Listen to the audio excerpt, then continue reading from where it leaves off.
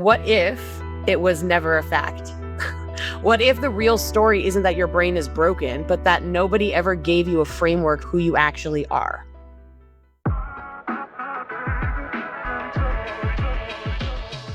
Hey squirrels, welcome to AVY-HD, where ADHD isn't some clinical diagnosis, it's just life. I'm AV, your always honest tour guide through this beautiful mess. Over here, we're not about fixing yourself. We're about figuring out how to actually enjoy your life as you are. So grab a snack and let's go. Somewhere along the way, neurodivergent women got handed a very specific story about themselves. Too much, too sensitive, too scattered, too emotional, too loud, too intense.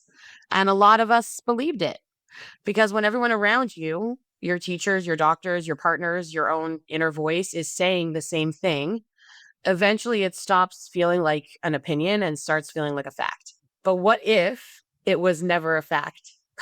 What if the real story isn't that your brain is broken, but that nobody ever gave you a framework who you actually are? Today that changes. Hey squirrels, welcome back to AVY-HD. Let's get into it. I am joined today by Dr. Dante Assad Williams.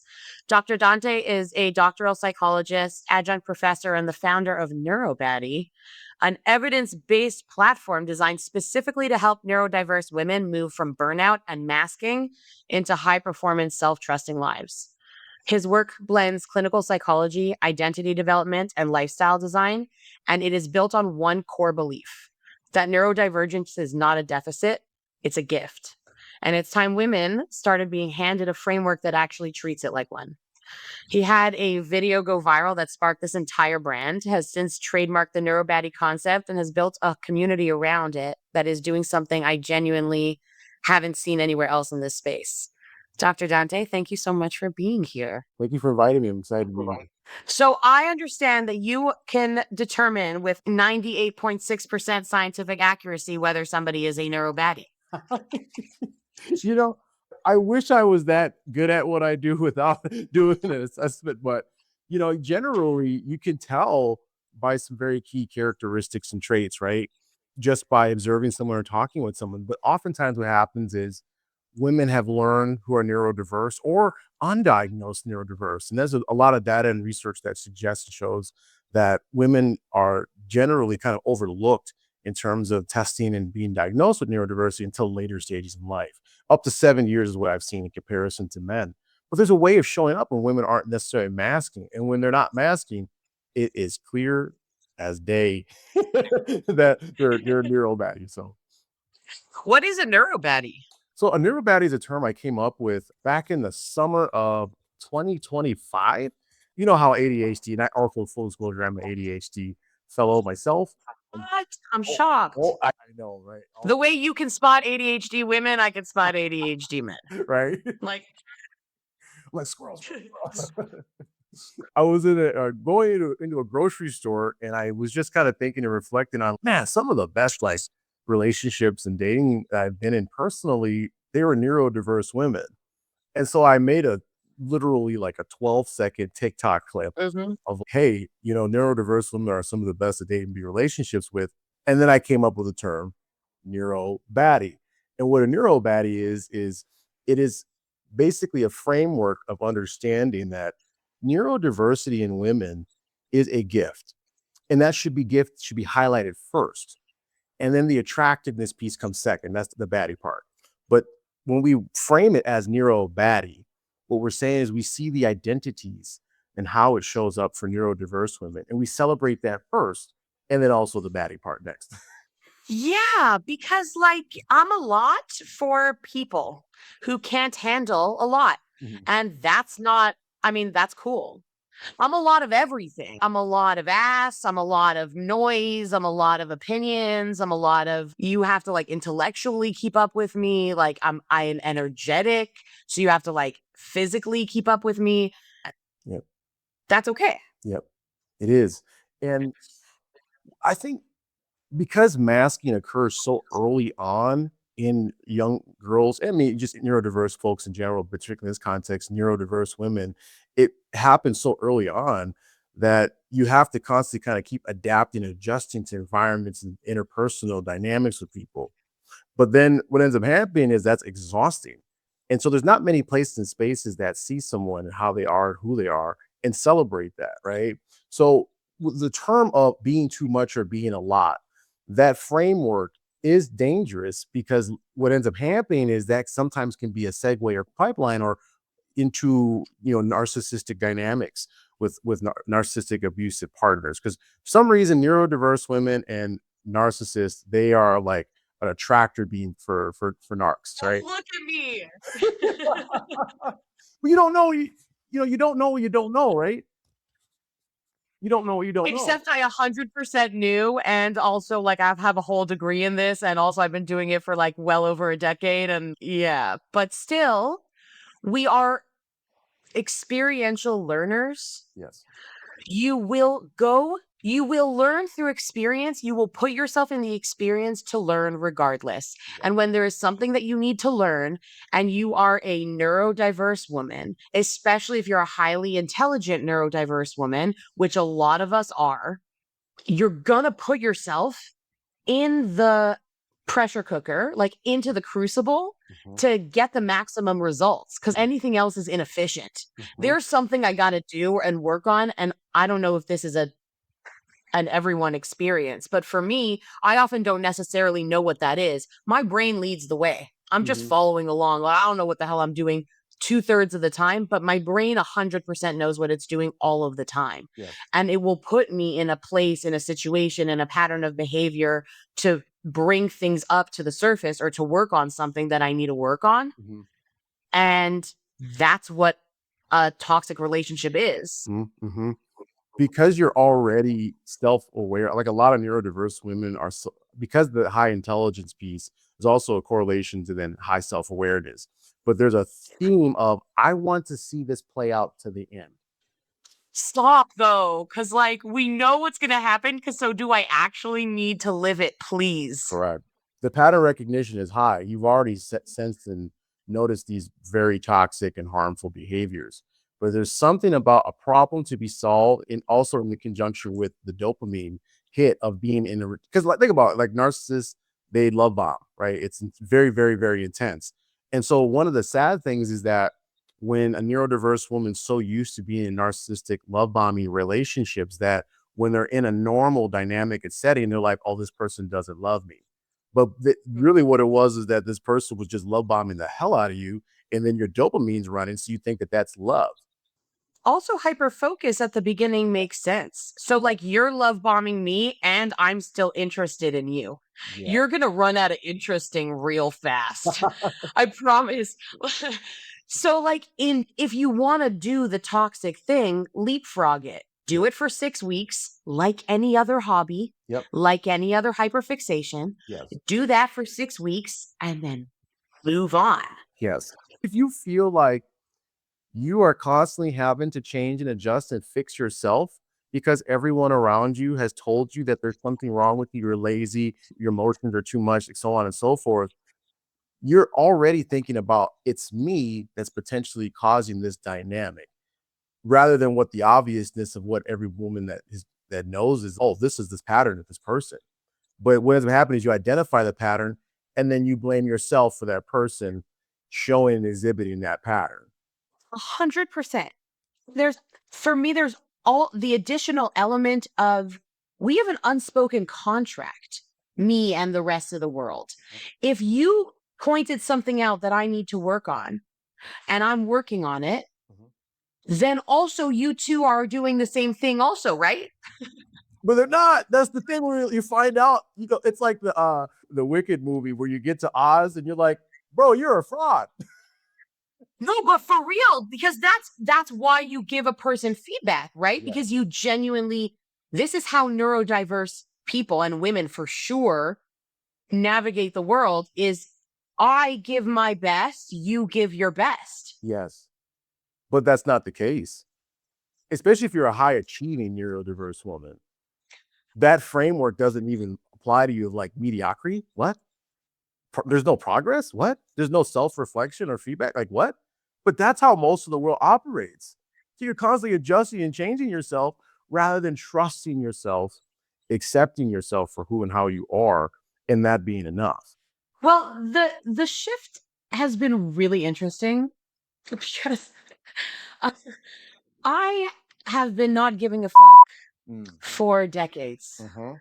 I took a side quest into marriage and motherhood for a decade where I really tried to give a fuck, and then segued right back out when I hit my 30th birthday and was like, do it anymore.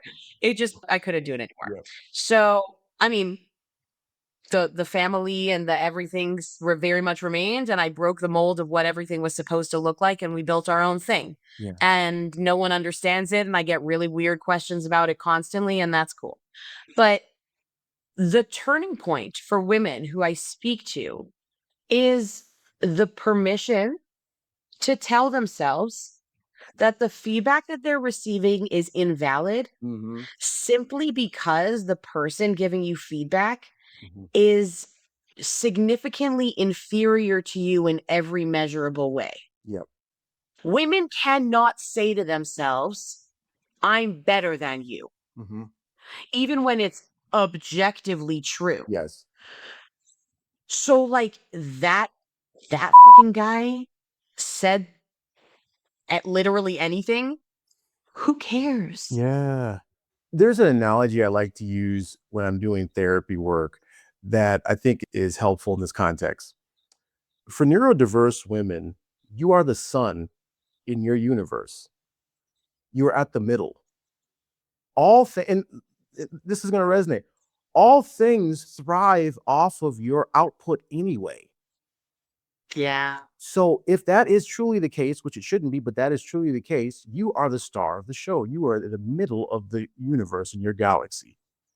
So all the rest of the planets are interchangeable because they orbit around the sun. So instead of staying in a dynamic where, you're high achieving, this person's just complaining, trying to hold you down, replace him.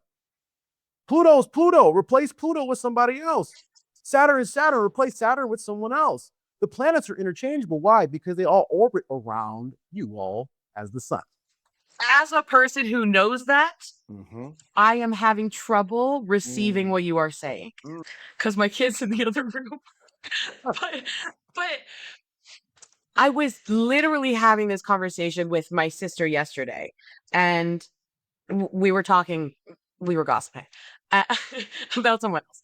And I was talking about some other person's relationship and saying that, like, when you can't be the son of someone else's universe. Yeah. Like when it gets to a point that you are the sun. Yes.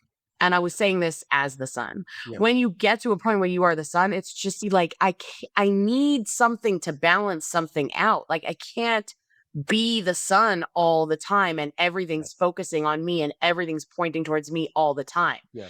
And although I know that, and I've had a beautiful season with relationships and with friendships and so on, the concept of replacing or outgrowing people feels like maybe I'm always going to be lonely forever and ever. Yeah. Okay. I could see that. So if I had to offer this here for just as a thought. Squirrels, we are doing live therapy. But this is thematically a theme, right? And I've talked to just a lot of neurodiverse women in very, very successful, optically just stunning, all that, so on and so forth, right? And then you look and you hear their like dating relationships and their marriages, and you're like, how the fuck did this loser end up with you? I'm just saying, like, how the fuck is that? How is that even fucking possible that this man is even associated with you because you tolerated it? And I would offer this to you. When we let go of things that no longer serve us, it makes room for what does serve us. It makes room. Think about like this. In today's workplace market, they say you should move jobs if you're working someplace at least 3 years. You should be either getting promoted or moving someplace 3 years. That changes the complete paradigm of the previous generations of workplace. My mom's a Gen Xer. She's, what the hell are you guys talking about? I was like, yeah, Mom, I'm not staying in this damn place for fucking 20 years till I retire and they give me a plaque and some bullshit. Like, what? I'm in and out. Slacking a ham. No, right? I'm good. And then think about it. You're sitting here working at this shitty company. You're sitting here working at this shitty organization. You're trying to get promoted, so on and so forth. They never promote you. They take you for granted. They're overworking you. Other people are getting promoted. You're not. Would you stay? Fuck no. You should fucking leave, right? You should get the hell out of there. Same thing with interpersonal relationships. If that shit's not serving you, you got to get out of there because you deserve more. There's a part in you that says, I know in my heart of hearts that I don't deserve to be treated this way, but I convince myself that I should be treated this way, so I settle. So there's a part where we can liberate ourselves of saying, maybe we're not actually, it may feel lonely for sure. That feeling's valid, but that's a distorted thought of the feeling of hopelessness, because now that ties back to some childhood stuff too, as well, when you think about it, of that feeling. Because think about it, neurodiverse people, we're constantly ostracized and we constantly feel alone, particularly again, when you think about, with women. But that's the myth of the lie of you being too much or you doing too much. No. For the right person in the right setting, in the right crowd, in the right company, in the right client, you are just enough. You're perfect. But we have to let go of those things to then seek out and explore that. And that's where I think that self-trust comes into play, is that anytime that we choose ourselves, it's almost, after a while, almost guaranteed that we'll get what we should be getting. This is why women need male therapists, because what you're saying is audacious, but shouldn't be. Yeah. It's literally how every mediocre fucking man lives his life all the time. Audacious as fuck for no reason. There's no credible information that's to say you should be this audacious.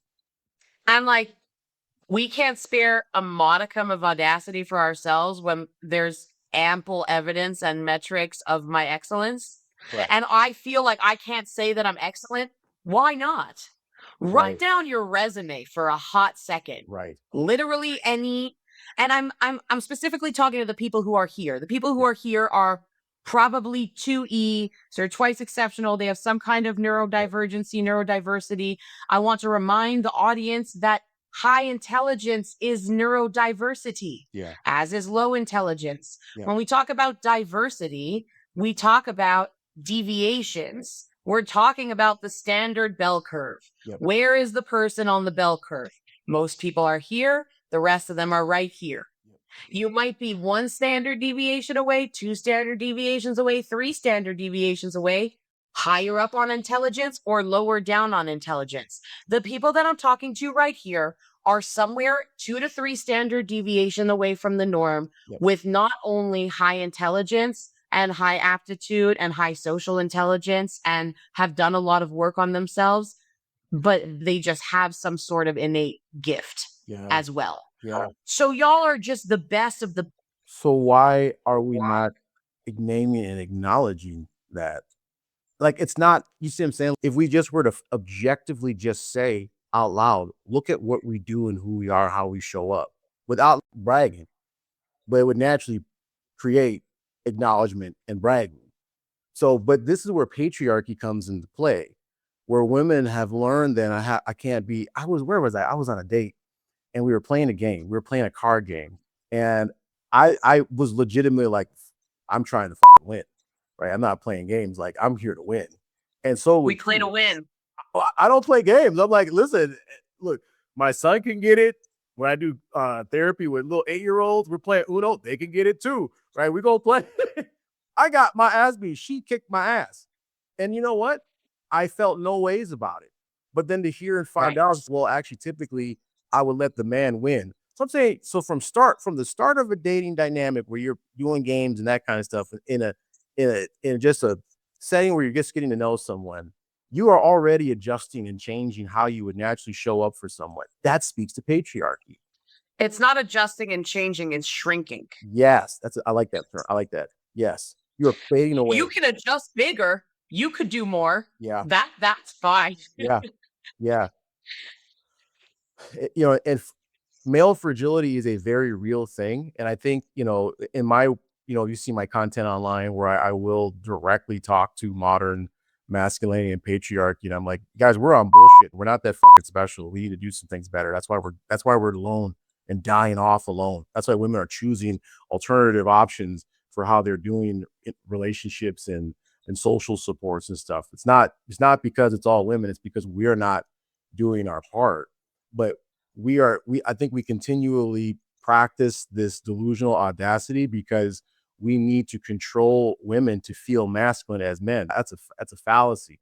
Men need to be able to validate themselves first without having to burden and over labor women with trying to validate them. And men don't realize that's what's happening, right? Even in that dynamic, we're playing games. She felt like she had to validate my fragility. Well, I got my ass handed to me. In no way did it make me feel like less of a man. I'm like, we got to run that shit back. I'm sorry, that's hot. She's going to kick your ass like that? That's hot. Right? Because I want her to be her best self. And I want my best self too. So her trying I just don't understand. And this was kind of the tipping point in my marriage and why the dynamic of our relationship shifted. We still live together, we raise our kids together, but we are not romantically involved with each other. But now, as I'm trying to figure out what I want and paring away what I don't want, then the hope is that I'll be left with something. But what if I'm not left with anything at all? But it's better to have explored and to know what you do or do not want, or to not know, than to be subjugated to what someone else has told you. It's better to be in the void of not knowing, because that's liberation when you think about it. That the ability to not know, to not have choice, and to not be forced is still liberation nonetheless. It is a blank canvas. You can't be upset about a blank canvas because you get to paint whatever the fuck you want on the canvas. But if you take a canvas that somebody else has done and do a bunch of colors on it and shit that you don't like and a bunch of stuff, and they hand it to you and say, hey, continue this painting, there's nothing for me to paint on. And you can't actually, in that context, you can't actually go back because it's already been painted for you. So to have a blank canvas, as scary as that is, because it's new, it's scary because it's new. But just like anything else that you all have done, you're going to figure that shit out eventually. And the stuff that you're willing to lose, I'm trying to be careful with how I say this, does not negate the prior value that it held. What I mean by that is that if it no longer serves me right now, that doesn't invalidate the past, the good experience, the person, the relationship, the choice, the career path, the whatever. It doesn't invalidate it. It just closes the parentheses and opens up a new one. And I think so often that we feel like making a choice means that I'm saying that was bad. If I could offer this, because I love what you're saying, that I think to kind of like mitigate some of that feeling of like guilt and shame and ungratefulness, we move into a space of gratitude. You move into a space of gratitude for what was, how it served us, how it taught us, what we've learned. We move into gratitude because gratitude, I think, is the ultimate version of closure. When we can look back at a relationship or a work situation, wherever we find ourselves in, whatever event, and we can look back at it with a space of gratitude, not bitterness, not resentment, not any of those kind of like negative emotions and stuff. We can look at it from a place of gratitude. Then I think we can start to transition into what now then? What next? Came up. You had to learn through experience and through loss of access potentially that something was truly not right. And it's something that's not been right for a very, very long time. So now all of a sudden you're like, oh my God, she just switched up on me one day. No, she never switched up on you. She was very clear and communicative the entire time, most times. You just weren't like, no woman wants to be fucking miserable. Like y'all are constantly communicating and talking to us. No, y'all don't want to be miserable in relation with men. So you tell us things, we just choose not to hear and listen and integrate. And then when she stops talking, that's when like the switch happens of peace. So now you're in, but she's been gone years ago. She's been gone. Oh, by the way, I'm so sorry, Dr. Dante. None of the advice in this episode applies to men at all. If you are a man and you are listening, don't apply any of this to yourself. It doesn't apply to you. This isn't for you. We're not talking to you. Right. Sorry, carry it. If anything, just listen. shut the fuck up and just listen. We know practically that this should be happening, right? Of just choosing a woman, just neurodiverse woman, just. But wondering is that we can know that, but not do it. So what prevents someone from taking that step to changing that narrative and perspective to just doing it, implementing it? Privilege. Yep. I had a spouse who I could look in his face and say, this isn't working for me anymore. I don't love you in the way I want to love you. And he said, that breaks my fucking heart. Okay, how are we going to figure out our life? Also, I was able to purchase a home so that during COVID, when I was unemployed, I could still figure out building a business. I could still figure out my own life. I was in complete burnout, but I was able to take this unemployment period as a massive privilege and reconfigure my entire career, my entire employment, and how anything was going to work. I have friends who know, respect, love, and support me. I'm just taking myself as an example of a highly privileged person. But I have resources and technological literacy that allows me to have access to information.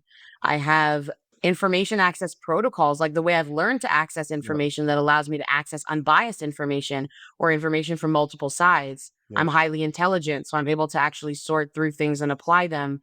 And beyond that, I have been able to cut ties with anybody who was negative in any way in my life, only surround myself with people who were pouring positive things into me without any serious repercussions. So what that means is that even when I required my parents to financially support my kids going to school, my kids go to private school, I knew that even if I disagreed with my parents or limited my communication with them in some way, because that's what I needed for myself, it wouldn't negatively impact my children's education. If my parents would cut off money if I didn't do what they needed to do, and that would impact my kids' education, I'm doing whatever.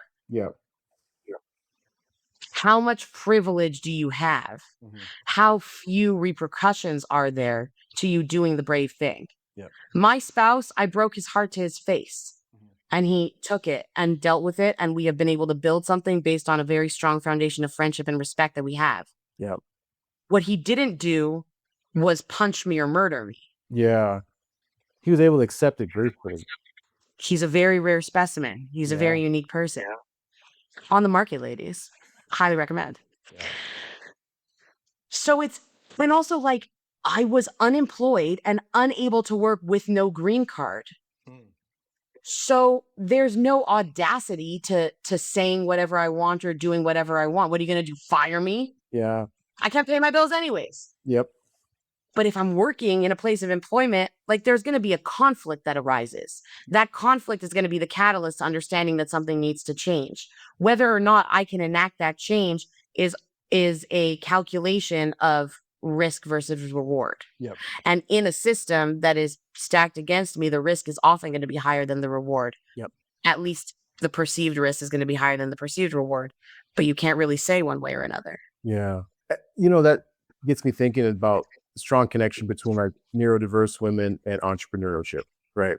Because the systems kind of creating pattern recognition ability, what ends up happening in the modern workplace is that generally they can get overworked and under rewarded and then scapegoated as you do people's work and produce outcomes.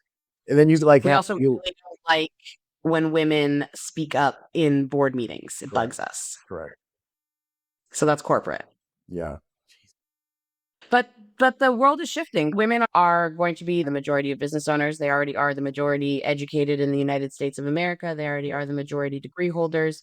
Quite frankly, if I'm speaking to neurodivergent business people, surround yourself with women or get left behind. Honestly. Because we're going to figure it out regardless. We always figure it out regardless. And the way that you figure it out is by keeping the people inside who are safe and getting rid of the people who aren't safe. And the way we get rid of you is we stop sleeping with you. Sorry. And that sucks. Don't y'all hate that? No, but what's needed, you have to close shop. Close shop. Because collectively, hear me out. What ends up happening is if you still give access to a man and give access to your body, You are rewarding collectively, right? From a systemic perspective, you are rewarding the collective manhood for not doing anything different, for not adjusting, for not being better. You're rewarding us for shit that we didn't do. And that's a reward. So if you keep giving it out, I'm not saying you shouldn't have autonomy over your sexual desires and that kind of stuff. You should sleep with 1,000,000 people as long as they're wonderful people who treat you like a queen. Correct. But if they are shitty, you got to close up shop. And that's coming from me, Dr. Dante, as a man. You got to close that shop up. Or find a person, because they will not learn, or they won't, the fact, they're probably going to even treat you shittier because you're still getting the thing they want from. The thing is, you have to, the shitty part about it is you all typically don't think like this, but men do think like this. As long as I have access, as long as I have with neurodiverse women, when you're done, even if you have access to them, when y'all are done, y'all are fucking done. It doesn't matter how the sex was or the relation. Like when you all decided, yep, computer has computed, this is not going to work, I'm done, I move on. Y'all don't come back from that. Men think, oh, I have access, I still have a chance. You got to cut that shit off. If it's a fucking toxic ass person, you got to block their ass without explanation, without needing to explain yourself. Move, get out, because the treatment's going to get worse. Because especially if you're, NeuroBaddie, they actually have to fucking bring you down because their insecurity, if it's a narcissist, because their internal sense of self-worth, the true way to think about themselves is they hate themselves and they don't see themselves as valuable. They have to, you are a reminder of their insecurity. They have to bring you down. That's not a dynamic that you want. They should be gassing you up for a very beautiful, authentic place. And not gassing you up because you're beautiful, but gassing you up in terms of they actually fucking see you. Like what I've learned is that neurodiverse women, the most attractive thing isn't necessarily physical optics, but being seen. Mm-hmm. That is a beautiful thing. And it's very simple for men who are listening to this. It's very simple, but you have to stop being prideful and you have to stop trying to exploit someone. Women are not our toys for our pleasure. Women are their own separate entities and beings who deserve to be treated and talked to the way that they deserve. Not the way we think that you deserve, but the way you deserve, the way you want to be talked to and treated. So it's simple, but it's not simple, right? Because a lot of men aren't doing it, unfortunately. Love that. I'm wondering, this conversation is so timely. So I was wondering, there's narcissism from the angle that you described of I really genuinely hate myself. But I think that there might also be narcissism from the opposite side of I genuinely think that this is what awesome is. Mm-hmm. And they don't truly understand like what the barometer, like what the actual threshold of excellence is. Yeah. So when you are a woman who is excellent and you are speaking to a man who perceives himself to be excellent and he simply is not, but he doesn't know that because again, I'm only in my own life. Mm-hmm. That person can't be saved. Fuck no. And it's not your responsibility. Fuck no. Go save a puppy. Go save a dog. Go save an animal. Go, you know what I'm saying? Go save them. Go feed the homeless. Go start a nonprofit because you're brilliant. Go do that. Don't save no fucking loser that chooses to be delusional. Because he gonna try to convince you that you're delusional. But he's the one that's delusional. The crazy person tries to get, like, the person that asks himself, hey, am I crazy? Is not the crazy person. But the person that refused to ask that question is the person that might be crazy or the person that's causing harm in that dynamic. So you cannot save. Men are not, it's not your job to save us. We are a lost fucking cause if we're not going to do better and be better. And what needs to happen is, I believe, is that we need to start to see a separation of, I'm thinking of the standard deviation bell curve. We need to start to see even greater separation between the shitties and the goods and greats. Because what's happening now is, I don't know what I was looking at, but basically it was talking about like men's experiences on dating apps and shit like that. I haven't done a dating app in years. So but they're like not getting matches or whatever, but there are select. So they are upset that they don't have the same ease of access to y'all as they once had did. We hear men talk about, oh, it's my chop game, it's my game, this and that. I'm like, bro, it's dialogue. When you view it as a game, that's wild. Wild. It's wild. It's not, it's like, It's also my most fun game because if I spot any game tactics, and by the way, I'm smarter than you and I can out manipulate you 10 days out of the week, whatever game you're playing, I'm playing right back. yes. And then now it's fun. If I'm a toy, you're a toy. But we don't need to treat each other that way. It's boring. Well, you can make it boring, but but it's not what your goal is. So instead of even having to go down that tit for tat road, it's better just to simply walk away, because now you're showing up, you're playing their game. Like, you're playing the game better, but they started the game. You didn't start that dynamic trying to play a game.